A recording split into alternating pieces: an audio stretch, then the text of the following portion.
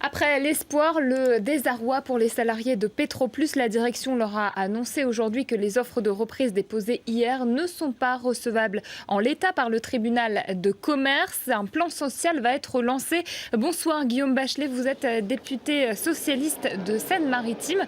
Hier, Arnaud Montebourg nous disait que 2 offres étaient sérieuses parmi les offres déposées. On nous rejoue l'orange au gouvernement. Bonsoir, je voudrais d'abord saluer les salariés et l'intersyndicale que j'ai encore eu au téléphone pour leur combat, leur mobilisation. Je voudrais être précis ce soir et merci de m'en donner l'occasion. Ceux qui se sont exprimés ce soir, ce sont les administrateurs judiciaires.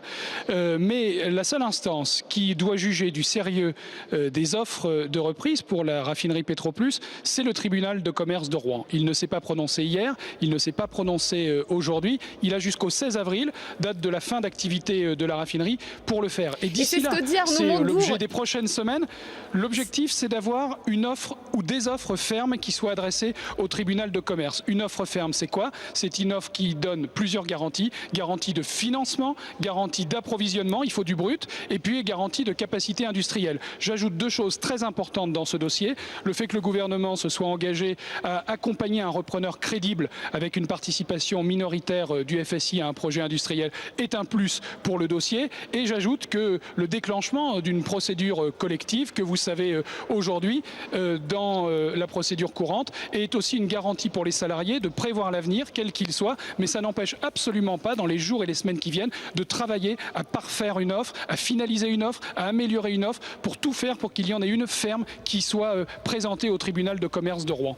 Mais tout de même, Guillaume Bachelet, le gouvernement ne s'est pas un petit peu avancé hier, en l'occurrence le ministre du redressement productif? Les salariés sont très déçus aujourd'hui.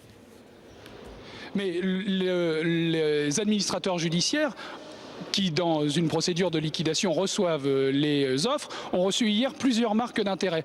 Parmi ces marques d'intérêt, le gouvernement a jugé qu'il y en avait 2 qui étaient sérieuses.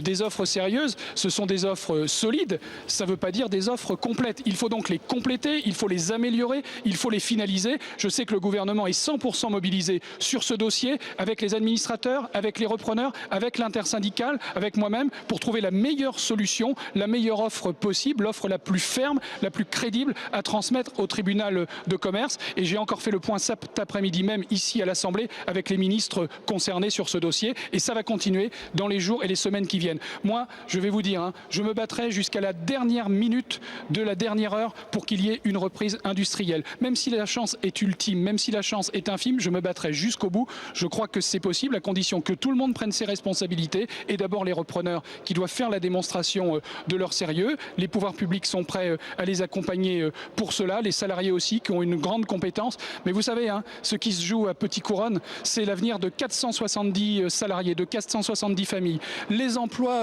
indirects, les emplois dans le bassin de vie, les sous-traitants.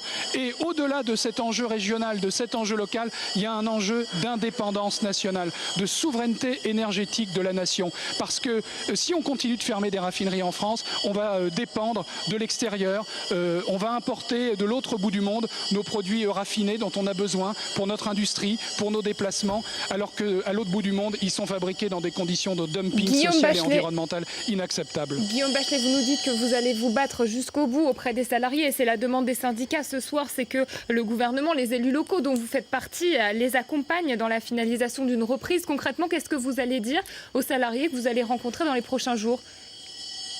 Mais les salariés, vous savez, je les vois très régulièrement. Ça fait plus d'1 an et demi depuis l'annonce de la fermeture de l'unité des huiles à l'automne 2011 que je suis en permanence avec eux. On est allé dans tous les ministères, à Matignon, à l'Elysée. On est allé à Bruxelles, à l'Europe pour défendre notre cause. On continue, on continuera. Il faut un repreneur qui présente toutes les garanties d'une reprise ferme. Des garanties d'approvisionnement. Il faut du brut. Une raffinerie sans brut, elle ne tourne pas. Il faut des financements pour le rachat immédiat et pour les investissements à venir. Les pouvoirs publics sont prêts à accompagner, je l'ai dit, un repreneur crédible pour peu qu'il fasse sa démonstration de son sérieux. Et puis c'est des capacités industrielles à mobiliser. Donc on va continuer dans les heures, dans les jours, dans les semaines qui viennent. Des réunions sont prévues notamment à Bercy pour cela, en lien avec les repreneurs. Tout faire jusqu'au bout pour permettre une reprise industrielle du site de Petit Couronne, qui est un site stratégique pour l'indépendance de notre pays, pour l'indépendance énergétique de notre pays et pour l'emploi industriel. Merci Guillaume Bachelet d'avoir répondu à nos questions directes sur BFM TV. 21h20. 8h25, tout de suite l'économie, c'est l'écho du soir avec Emmanuel de Chypre.